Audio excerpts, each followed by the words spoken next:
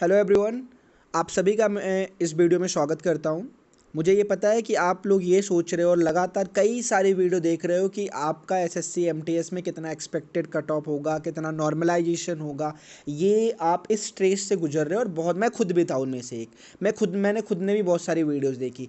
अब इसी चक्कर में मैं वो तरीका फाइंड आउट करना चाह रहा था कि मुझे पता चल जाए मेरा नॉर्मलाइज मार्क्स कितना, एग्जैक्ट नॉर्मलाइज मार्क्स जो एसएससी ने दिया है मुझे, सो दैट मैं थोड़ा सा काम फील कर सकूँ, सो दैट मैं ये समझ सकूँ कि मैं यार मेरा सिलेक्शन होगा भी कि नहीं होगा, मैं किसी दूसरे एग्जाम पे फोकस करूँ। तो उसी का सोल्यूशन देने के लिए, जिससे मैंने फाइंड आउट किया कि मेरे शिफ्ट का कितना नॉर्मलाइजेशन मार्क्स है, वही तरीका मैं आपको ही बताने के लिए ये वीडियो बना रहा हूँ। अदरवाइज मैं वीडियो बनाता नहीं इन सब सारी चीज़ों पर, मुझे टाइम नहीं मिलता है। बट क्योंकि मुझे पता है बहुत सारे लोग परेशान हैं, अलग अलग चैनल पर जा रहे हैं, परेशान हो रहे हैं, लोग भी बेवकूफ़ बना रहे हैं उनको अलग अलग वीडियोज़ बना के। तो मैं एक छोटा सा वीडियो आपके लिए बना रहा हूँ जिससे कि आप अपना नॉर्मलाइज मार्क्स खुद से पता कर सकते हो कितना है। फिर भी अगर आपको नहीं पता कर पा रहे हो कि आपका नॉर्मलाइज मार्क्स कितना है, तो सिंपली क्या करना, मैं वो भी करने की कोशिश करूंगा। इस वीडियो के कमेंट सेक्शन में लिख देना, सर मेरी शिफ्ट ये थी, इसका आप नॉर्मलाइज मार्क्स आप मुझे बता दीजिए।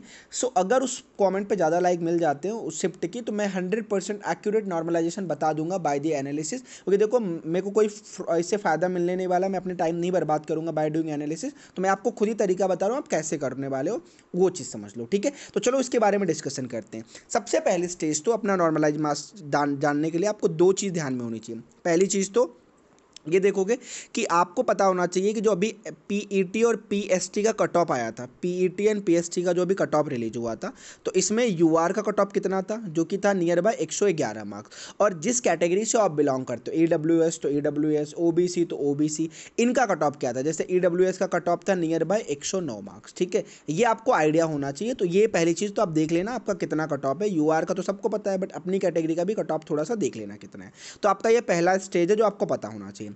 दूसरे स्टेज में आपको जरूरत पड़ेगी इस पीडीएफ की जो मैं आपके सामने दिखा रहा हूँ। ये रैंक मित्रा के पीडीएफ है, जो भी आप सब ने डेटाज डाला था रैंक मित्रा के पास, नियर बाय 1,56,000 का डेटा उनके पास है।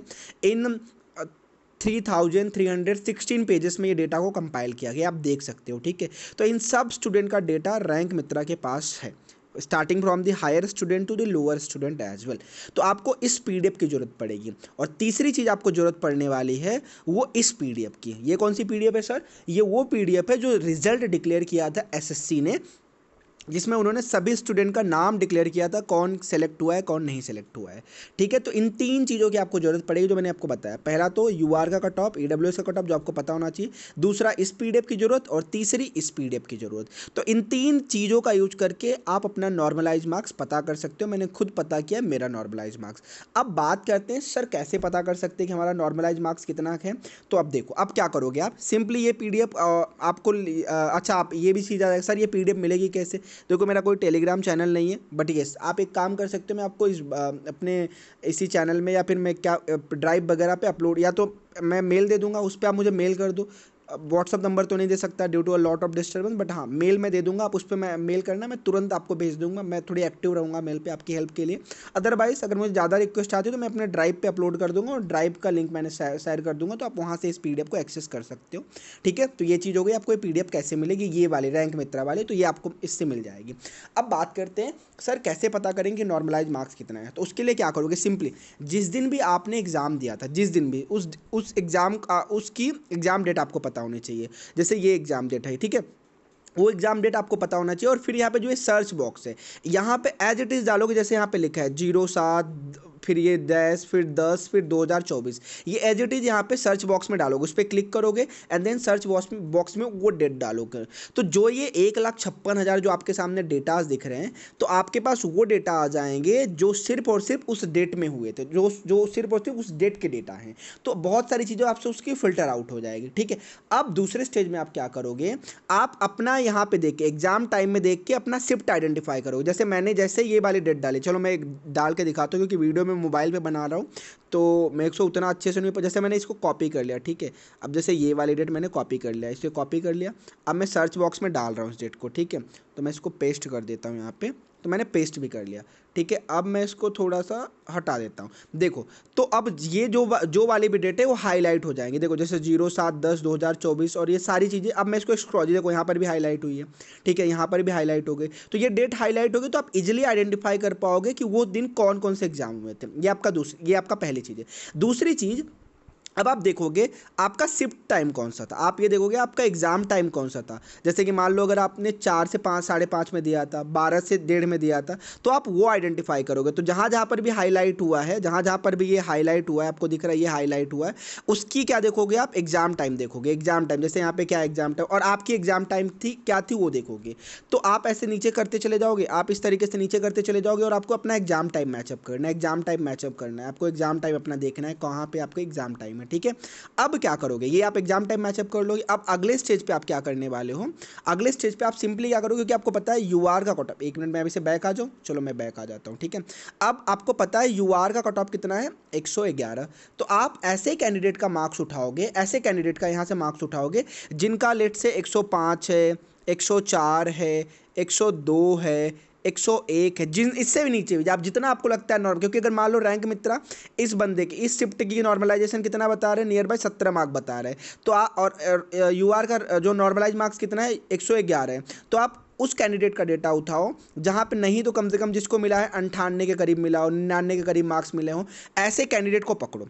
ऐसे कैंडिडेट को पकड़ो यहाँ से रैंक मित्रा से, इनका रोल नंबर देख लो, इनका रोल नंबर देख लो, इनका रोल नंबर देख लो, इनका नाम थोड़ा बहुत गेस करने की कोशिश करो। जैसे कुछ नेम गेस हो सकते हैं, ठीक है, सारे नेम नहीं बट कुछ नेम गेस हो सकते हैं। आप यहाँ पे सर्च करो, कुछ नेम को यहाँ पे गेस करो कौन से। जैसे कि लेट से मैं आपको एग्जांपल एक आध देख लेता हूँ, जैसे रोहन राज या फिर बिक्की, एक मिनट, ये जैसे यहाँ पे देखो 24 नंबर पे ये देखो क्या है, ये संदीप हो सकता है। ठीक है, फिर संदीप का रोल नंबर स्टार्टिंग में ये है, एंडिंग में ये है। फिर ये चीज़ आप जाओगे कहाँ पे, और ये कौन सी कैटेगरी का स्टूडेंट है, EWS है, इसे को 134 मिले थे मार्क्स। ठीक है, और ये डेटा आप जाओगे कहाँ पे डालोगे, एक मिनट, आप जाओगे ये डेटा यहाँ पे सर्च करोगे, ये जो एसएससी की जो मेन पीडीएफ है आप इसमें सर्च करोगे। तो संदीप का नाम डाल दो यहाँ पे, संदीप का नाम डाल दो। ठीक है, संदीप का नाम यहाँ पे डाल दो, फिर वो सर्च करेगा कितने संदीप है, वहाँ पे एक ही वर्ड में संदीप का नाम है। तो आप देखोगे यहाँ पे एक वर्ड में संदीप का कितने नाम है। ठीक है, इसका सिलेक्शन हुआ है क्या कि नहीं हुआ है, ये सारी चीज़ आप आइडेंटिफाई कर पाओगे किससे, इस रैंक मित्रा के वेबसाइट।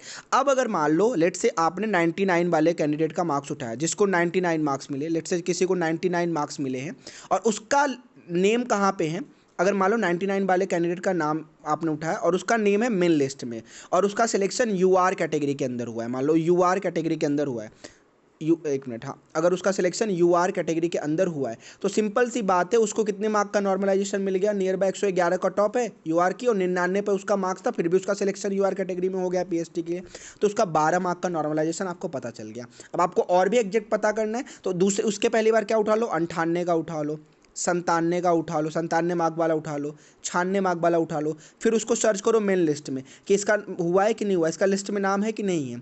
इस तरीके से आप 2-3 बार ये करोगे, मेहनत लगेगी, मतलब आधे घंटा 1 घंटे का काम रहेगा, आई एक्सेप्ट दैट। इस तरीके से आप आइडेंटिफाई कर पाओगे कि किसका नॉर्मलाइजेशन, मतलब कितना नॉर्मलाइजेशन हो। अगर मान लो छानने वाला है कोई, अगर कोई ऐसा बंदा है जो छानने मार्क्स उसको मिले हैं और उसका भी सिलेक्शन हो गया है कहाँ पे, पीएसटी पीईटी के लिए, तो सिंपल सी बात है उसका कितना नॉर्मलाइजेशन हो गया, 15 मार्क का नॉर्मलाइजेशन हुआ। इस बेस पे आप गेस कर सकते हो, इस बेस पे आप बता सकते हो। देखो थोड़ी सी मैं मानता हूँ ये कॉम्प्लिकेटेड प्रोसेस है, मुझे पता है ये चीज़ सबके बस की बात नहीं है, बट अगर आप ये कर पाते हो जो मैंने बोला है आपको, तो आप इजिली अपने शिफ्ट का नॉर्मलाइजेशन पता कर सकते हो। और मैंने खुद ने पता है, जैसे मैंने एग्ज़ाम जो दिया था मैं आपको बता देता हूँ, जैसे मैंने जो एग्ज़ाम दिया था वो डेट थी मेरी 5 नवंबर एंड थर्ड शिफ्ट थी, तो उसमें उसमें 6.4 मार्क का नॉर्मलाइजेशन हुआ है। अब मैंने ये कैसे बता दिया, मैंने अब कैसे बता दिया, सिंपल सी बात है, मैंने उस कैंडिडेट का डेटा उठाया जिसको नियर बाय 104 105 मार्क्स मिले थे। ठीक है, 104 105 मार्क्स ऐसे कुछ मिले थे, 104 ऐसे कुछ, और मैंने देखा यूआर का कितना है, ठीक, 111 पॉइंट समथिंग है, तो मुझे आइडिया मिल गया कि हाँ इतना नॉर्मलाइजेशन हुआ है। तो इस तरीके से कंपेरिजन करके मैंने पूरा एग्जैक्ट डेटा निकाल लिया। अब ये प्रोसेस रही, इसी तरीके से आपको जाना पड़ेगा। अगर किसी को ये कॉम्प्लिकेटेड लगता है तो एक ही रास्ता है कि आप अपना शिफ्ट डिटेल दे दो मुझे, सिंपल डिटेल, मतलब कि आपका शिफ्ट क्या था, और कौन सा डेट था, मैं नॉर्मलाइज मार्क्स आपको बता दूंगा, बट वही चीज़ है कि मैं तभी बता पाऊंगा जब आपकी रिक्वेस्ट थोड़ी लार्ज नंबर में आएगी। अदरवाइज़ फिर क्योंकि मेरे पास इतना टाइम नहीं होता है कि मैं हर एक शिफ्ट पे वीडियो बनाऊं, एंड ये चैलेंजिंग भी होता है हर एक स्टूडेंट का देखना, देने वो यूआर कैटेगरी से ईडब्ल्यूएस से ये देखना, कंपेयर करना, इट टेक्स टाइम। ठीक है, ये जैसे ये जो नेम है यहाँ पे ये भी गेसिंग करना, ठीक है, ये नेम क्या पॉसिबल नेम हो सकते हैं, उसके बाद बता पाना होता है, तो ये थोड़ा सा चैलेंजिंग होता है।